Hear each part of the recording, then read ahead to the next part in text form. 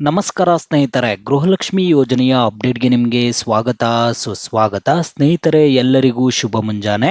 ನೋಡಿ ಸ್ನೇಹಿತರೆ, ಸಾಕಷ್ಟು ಜನ ಕಾಮೆಂಟ್ ಮುಖಾಂತರ ಕೇಳ್ತಾನೆ ಇದ್ರು, ಗೃಹಲಕ್ಷ್ಮಿ ಯೋಜನೆಯ 30ನೇ ಕಂತಿನ ಹಣ ನಮಗಿನ್ನೂ ಜಮಾ ಆಗಿಲ್ಲ, ಏನು ಮಾಡಬೇಕು, ನಮಗಿನ್ನೂ ಗೃಹಲಕ್ಷ್ಮಿ ಯೋಜನೆಯ 30ನೇ ಕಂತಿನ ಹಣ ನಮ್ಮ ಜಿಲ್ಲೆಯಲ್ಲಿ ಹಣನೇ ಬಂದಿಲ್ಲ ಅಂತ ಸಾಕಷ್ಟು ಜನ ಫಲಾನುಭವಿಗಳು ಕಾಮೆಂಟ್ ಮುಖಾಂತರ ಕೇಳ್ತಾನೆ ಇದ್ರು. ನಿಮಗೆ ಗೃಹಲಕ್ಷ್ಮಿ ಯೋಜನೆಯ 30ನೇ ಕಂತಿನ ಹಣ ಬಂದಿಲ್ಲ ಅಂದರೆ ನೀವು ಏನು ಮಾಡಬೇಕು ಅನ್ನುವಂಥದ್ದನ್ನು ತಿಳಿಸ್ಕೊಡ್ತೀನಿ.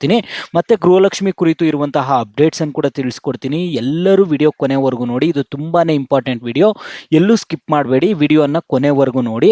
ಅದಕ್ಕೆ ಮುಂಚೆ ನೀವೇನಾದರೂ ನಮ್ಮ ಚಾನಲನ್ನು ಇನ್ನೂ ಸಬ್ಸ್ಕ್ರೈಬ್ ಮಾಡ್ಕೊಂಡಿಲ್ಲ ಅಂದರೆ ಈಗಲೇ ಚಾನಲನ್ನು ಪಟ್ಟಂತ ಸಬ್ಸ್ಕ್ರೈಬ್ ಮಾಡ್ಕೊಳ್ಳಿ. ಮತ್ತು ವಿಡಿಯೋಗೊಂದು ಲೈಕ್ ಆದರೆ ಕೊಡಿ. ನೀವು ಕೂಡ ಸಬ್ಸ್ಕ್ರೈಬು ಲೈಕಿಂದ ನಿಮ್ಗೆ ಇದೇ ರೀತಿ ಕಂಟಿನ್ಯೂಸ್ ಅಪ್ಡೇಟ್ಸ್ ಆದರೆ ಸಿಗ್ತಿರುತ್ತೆ. ಈಗಾಗಲೇ ಯಾರು ಸಬ್ಸ್ಕ್ರೈಬು ಲೈಕ್ ಮಾಡಿ ವಿಡಿಯೋ ನೋಡ್ತಿದ್ರೋ ಎಲ್ಲರಿಗೂ ನನ್ನ ಒಂದು ಹೃದಯಪೂರ್ವಕ ಧನ್ಯವಾದಗಳು. ನೋಡಿ ಸ್ನೇಹಿತರೆ, ನಾನೀಗ ಡೈರೆಕ್ಟಾಗಿ ಟಾಪಿಕ್ಗೆ ಬರ್ತೀನಿ. ಗೃಹಲಕ್ಷ್ಮಿ ಹಣ ಬಾಕಿ, ಮಹಿಳೆಯರು ಇಲ್ಲಿ ಗೃಹಲಕ್ಷ್ಮಿ ಹಣ ಬಾಕಿ ಇದೆ ಅಂದ್ಬಿಟ್ಟು ಮಹಿಳೆಯರು ಅರ್ಜಿ ವಿಚಾರಣೆ ಮಾಡಿದ ಹೈಕೋರ್ಟ್ ಮಹತ್ವದ ಆದೇಶ. ಇಲ್ಲಿ ಹೈಕೋರ್ಟಲ್ಲಿ ಒಂದು ಅರ್ಜಿ ಕೂಡ ಹಾಕಿರುವಂಥದ್ದು ಮಹಿಳೆಯರು. ಇದ್ರ ಬಗ್ಗೆ ಮಾತನಾಡ್ತೀನಿ ಮೊದಲು. ಮತ್ತೆ ನಿಮಗೆ ಗೃಹಲಕ್ಷ್ಮಿ ಯೋಜನೆ ಹಣ 30ನೇ ಕಂತಿನ ಹಣ ಬಂದಿಲ್ಲ ಅಂತ ನೀವೇನು ಕಂಪ್ಲೇಂಟ್ ಮಾಡ್ತಿದ್ದೀರಾ, ಹಣ ಬಂದಿಲ್ಲ ಅಂದರೆ ಏನು ಮಾಡ್ಬೇಕು ಅನ್ನುವಂಥದ್ದನ್ನು ತಿಳಿಸ್ಕೊಟ್ಬಿಡ್ತೀನಿ. ಇಲ್ಲಿ ಮೊದಲನೇದಾಗಿ ಹೈಕೋರ್ಟ್ದು ಏನಾಗಿದೆ ಅನ್ನುವಂಥದ್ದನ್ನು ಹೇಳ್ತೀನಿ ನೋಡಿ. ರಾಜ್ಯ ಸರ್ಕಾರದ ಮಹತ್ವಾಕಾಂಕ್ಷೆಯ ಗೃಹಲಕ್ಷ್ಮಿ ಯೋಜನೆಯ 2 ತಿಂಗಳ ಬಾಕಿ ಹಣ ಬಿಡುಗಡೆಗೆ ನಿರ್ದೇಶನ ನೀಡುವಂತೆ ಕೋರಿ ಕರ್ನಾಟಕ ಹೈಕೋರ್ಟ್ನಲ್ಲಿ ಸಾರ್ವಜನಿಕ ಹಿತಾಸಕ್ತಿ ಅರ್ಜಿ PIL ಸಲ್ಲಿಕೆಯಾಗಿದ್ದು, ನ್ಯಾಯಾಲಯವು ರಾಜ್ಯ ಸರ್ಕಾರಕ್ಕೆ ಗುರುವಾರ ನೋಟಿಸ್ ಜಾರಿ ಮಾಡಿರುವಂಥದ್ದು. ಗೃಹಲಕ್ಷ್ಮಿ ಬಾಕಿ ಹಣ ಬಿಡುಗಡೆಗೆ ನಿರ್ದೇಶನ ಕೋರಿ PIL 2 ತಿಂಗಳ ಬಾಕಿ ಗೃಹಲಕ್ಷ್ಮಿ ಹಣ ಪಾವತಿಗೆ ನಿರ್ದೇಶನ ಕೋರಿಕೆ PIL ಸಂಬಂಧ ನೋಟಿಸ್ ಜಾರಿಗೆ ಹೈಕೋರ್ಟ್ ಆದೇಶ ಕೊಟ್ಟಿರುವಂಥದ್ದು. ಇಲ್ಲಿ ಅರ್ಜಿ ಹಾಕಿರುವಂಥವರು ಯಾರು ಅಂತ ನೀವು ಕೇಳೋದಾದರೆ, ಗೃಹಲಕ್ಷ್ಮಿ ಬಾಕಿ ಹಣ ಬಿಡುಗಡೆಗೆ ಸರ್ಕಾರಕ್ಕೆ ನಿರ್ದೇಶನ ಕೋರುವಂತೆ ಬೆಂಗಳೂರಿನ ಕಮಲಾನಗರದ ನಿವಾಸಿ ಆರ್ ಗಂಗಾ ಹಾಗೂ ನಂದಿನಿ ಲೇಔಟ್ನ GD ಪವಿತ್ರ ಎಂಬುವವರು ಹೈಕೋರ್ಟ್ ಮೊರೆ ಹೋಗಿದ್ದು ಸಾರ್ವಜನಿಕ ಹಿತಾಸಕ್ತಿ ಅರ್ಜಿಯನ್ನು ಸಲ್ಲಿಕೆ ಮಾಡಿರುವಂಥದ್ದು.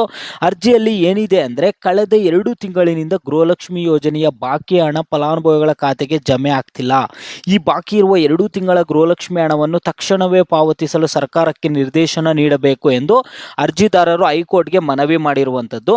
ಇಲ್ಲಿ ಹಣಕಾಸು, ಮಹಿಳಾ ಮತ್ತು ಮಕ್ಕಳ ಕಲ್ಯಾಣ ಇಲಾಖೆಗೆ ನೋಟಿಸ್ ಆದರೆ ಬಂದಿದೆ. ಈಗ ಇನ್ನು ನ್ಯಾಯಮೂರ್ತಿಗಳಾದ ಡಾಕ್ಟರ್ K ಮನ್ಮಥರಾವ್ ಮತ್ತು ಸೂರಜ್ ಗೋವಿಂದರಾಜ್ ಅವರಿದ್ದ ವಿಭಾಗೀಯ ಪೀಠ ಅರ್ಜಿ ವಿಚಾರಣೆ ಮಾಡಿದ್ದು, ಅರ್ಜಿಗೆ ಸಂಬಂಧಿಸಿದಂತೆ ಆಕ್ಷೇಪಣೆ ಸಲ್ಲಿಸುವಂತೆ ರಾಜ್ಯ ಹಣಕಾಸು ಇಲಾಖೆ ಹಾಗೂ ಮಹಿಳಾ ಮತ್ತು ಮಕ್ಕಳ ಕಲ್ಯಾಣ ಇಲಾಖೆಗೆ ತುರ್ತು ನೋಟಿಸ್ ಜಾರಿ ಮಾಡಿ ಆದೇಶ ಹೊರಡಿಸಿದ್ದಾರೆ. ವಿಚಾರಣೆಯನ್ನು ಮುಂದೂಡಿದೆ. ಅರ್ಜಿದಾರರ ಪರ ಹಿರಿಯ ವಕೀಲ ವಿಕ್ರಮ್ ಉಯಿಲಗೋಳ ವಾದ ಮಂಡಿಸಿರುವಂಥದ್ದು. 2024 ಏಪ್ರಿಲ್ನಿಂದ 2025 ಜನವರಿವರೆಗೆ ಯಾವುದೇ ಅಡೆತಡೆ ಇಲ್ಲದೆ ಸಾಗುತ್ತಿದ್ದ ಗೃಹಲಕ್ಷ್ಮಿ ಯೋಜನೆಯ ಧನ ಸಹಾಯ ವಿತರಣೆ ಫೆಬ್ರವರಿಯಲ್ಲಿ ದಿಢೀರ್ ಅಂತ ತಪ್ಪಿದೆ. ಇಲ್ಲಿ ನಮಗೆ ಫೆಬ್ರವರಿ ತಿಂಗಳಿನಿಂದ ಹಣ ಬರ್ತಿಲ್ಲ ಅಂತ ಮಹಿಳೆಯರು ಕಂಪ್ಲೇಂಟ್ ಮಾಡ್ತಿರುವಂಥದ್ದು.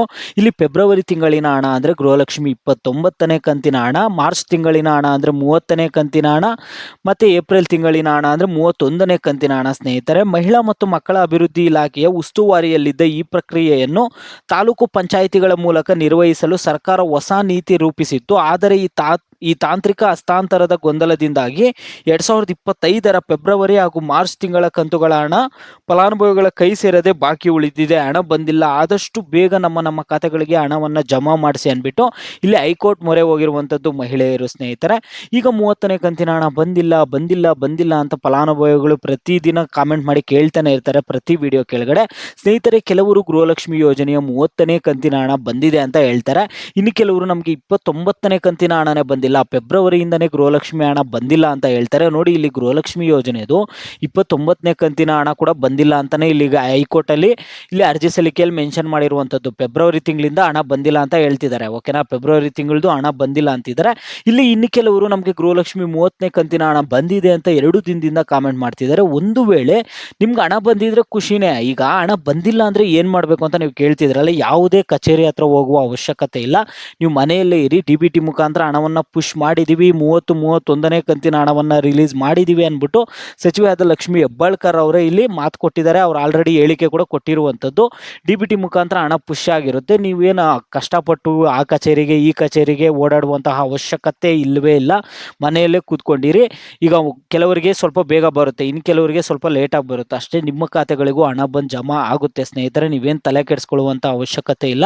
ನೋಡಿ, ಈಗ ಹೈಕೋರ್ಟ್ ಕಡೆಯಿಂದ ಕೂಡ ಆದೇಶ ಕೊಟ್ಟಿದ್ದಾರೆ. ಹೈಕೋರ್ಟ್ ಅವರು ಹೇಳ್ತಿದ್ದಾರೆ, ಮಹಿಳಾ ಮತ್ತು ಮತ್ತು ಮಕ್ಕಳ ಕಲ್ಯಾಣ ಇಲಾಖೆಗಾಗಿರ್ಬೋದು, ಸರ್ಕಾರಕ್ಕೆ ಆದಷ್ಟು ಬೇಗ ಬಾಕಿ ಇರುವಂತಹ ಹಣವನ್ನು ಕ್ಲಿಯರ್ ಮಾಡಿ ಅಂದ್ಬಿಟ್ಟು ಆದೇಶಗಳು ಬರ್ತಿದ್ದಾವೆ. ಆದಷ್ಟು ಬೇಗ ನಿಮಗೆ ಇದೇ ತಿಂಗಳಲ್ಲಿ 30ನೇ ಕಂತಿನ ಹಣ, ಜೂನ್ ಮೊದಲನೇ ವಾರದಲ್ಲಿ 31ನೇ ಕಂತಿನ ಹಣ ಆದರೆ ನಿಮ್ಮ ನಿಮ್ಮ ಖಾತೆಗಳಿಗೆ ಬಂದು ಜಮಾ ಆಗುತ್ತೆ. ಈಗ ಈ ವಿಡಿಯೋ ನೋಡ್ತಿದ್ರಲ್ಲ ನೀವು, ಪ್ರತಿಯೊಬ್ಬರು ನೀವು ಕಾಮೆಂಟ್ ಮಾಡಿ. ಈ ವಿಡಿಯೋ ನೋಡ್ತಿರುವಂಥವರು ವಿಡಿಯೋಗೆ ಲೈಕ್ ಮಾಡಿಬಿಟ್ಟು ಕಾಮೆಂಟ್ ಮುಖಾಂತರ ತಿಳಿಸಿ ನಿಮಗೆ ಗೃಹಲಕ್ಷ್ಮಿ 30ನೇ ಕಂತಿನ ಹಣ ಬಂದಿದ್ರೆ ವಿಡಿಯೋಗೆ ಲೈಕ್ ಮಾಡಿಬಿಟ್ಟು ಕಾಮೆಂಟ್ ಮುಖಾಂತರ ಹಣ ಬಂದಿದೆ ಅಂತ ಹೇಳಿ. ಬಂದಿಲ್ಲ ಅಂದರೆ ವಿಡಿಯೋಗೆ ಲೈಕ್ ಮಾಡಿಬಿಟ್ಟು ಕಾಮೆಂಟ್ ಮುಖಾಂತರ ಹಣ ಬಂದಿಲ್ಲ ಅಂತೇಳಿ. ಆಗ ಎಲ್ಲ ಫಲಾನುಭವಿಗಳು ನೋಡ್ಕೋಬೋದು ಕಾಮೆಂಟಲ್ಲಿ ಯಾರ್ಯಾರಿಗೆ ಹಣ ಬರ್ತಿದೆ, ಯಾರ್ಯಾರಿಗೆ ಹಣ ಬರ್ತಿಲ್ಲ ಅಂತ. ನಿಮ್ಮ ಜಿಲ್ಲೆಯನ್ನು ಕೂಡ ಮೆನ್ಷನ್ ಮಾಡಿ ಕಾಮೆಂಟಲ್ಲಿ, ಪರವಾಗಿಲ್ಲ.